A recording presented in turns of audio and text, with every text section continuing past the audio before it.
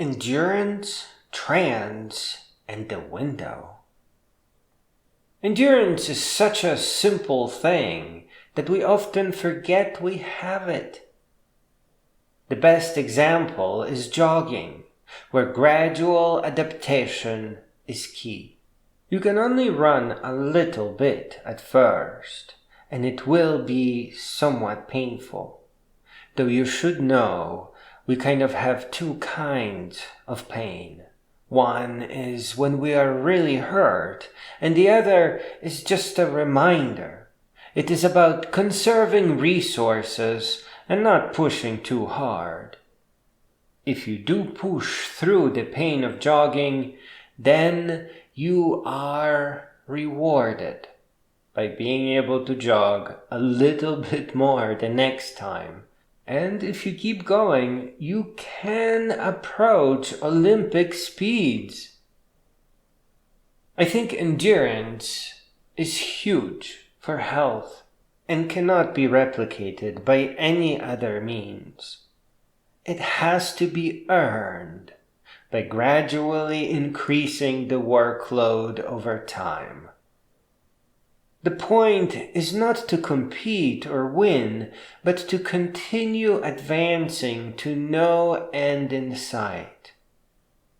Even if you are aware of endurance, surely you are not always mindful of the importance of trance. This is the music component. Basically, hit every beat. If you are jogging at night, music could seem crazy compared to the sounds of nature. But once you get tired of the crickets, narrated books will take you to the next level. Endurance is not just for jogging. Every muscle in your body can increase by rules of endurance. When it comes to isolating groups of muscles, this may not be a question of knowing, but rather falsehoods, unfortunately. 3 sets of 10 repetitions is probably just a myth, though you can't be sure. Perhaps small gym owners came up with it to free up space or machines. Probably before they came up with this idea of contracts that can't be easily cancelled. If sets and reps are in fact true, muscles with endurance are still kind of more useful, I think.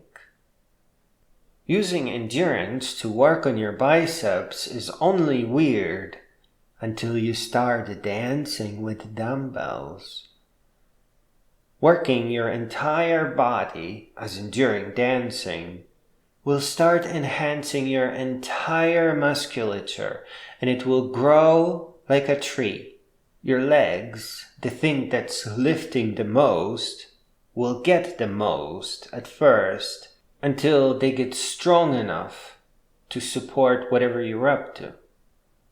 Your shoulders may jump into the second place because you are holding dumbbells. Like legs, shoulders are a support component.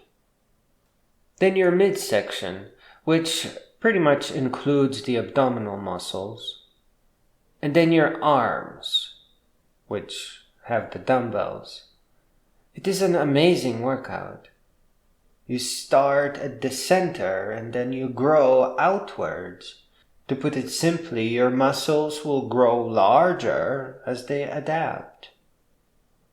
What's even more amazing is that this challenges you to stop acting like everyone else at the gym, which in my experience hurts even more than the workout. You will never regret working out your full body first. You will be healthy and flexible, and because of the increased temperature, you will never get sick. As a bonus, whatever your full body exercise, it will enable you to jog long distances, and that's just downright cool. Finally, aside from the trance of music and gradually increasing workout complexity, there's the matter of the window, which allows you to progress to the next window. Beyond the top of the window, you get stopped due to your weight being too heavy. You get stopped before you get to the point that alerts your body to increase endurance. So you won't adapt. And the bottom of the window is not working out enough, which again will fail to send the signal to adapt because there's just nothing to adapt to. Here, the fake pain, which is trying to force you to be careful with your resources, somewhat useful for animals, but not so much for potatoes, couch potatoes that is, can pretty easily trick you to stop, or make the whole workout feel wrong or negative. And this is where the music or narrated books come in. A little bit of fun or distraction goes a long way. You'll be glad to know that the pain goes away after a while. Though you may feel an ache or two the next time you push a bit harder to adapt even more, but that too goes away.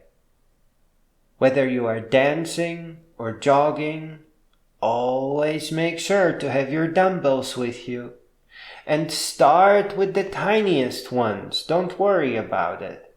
Just keep increasing the weight as you keep going. Afterward.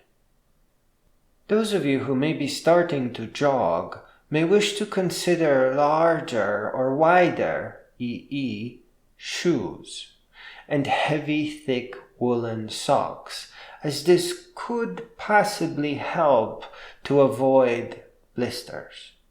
Blisters only happen the first time you jog. They don't continue developing as you keep going. Your feet will adapt. If your back starts hurting, it's probably your bed and not your workout.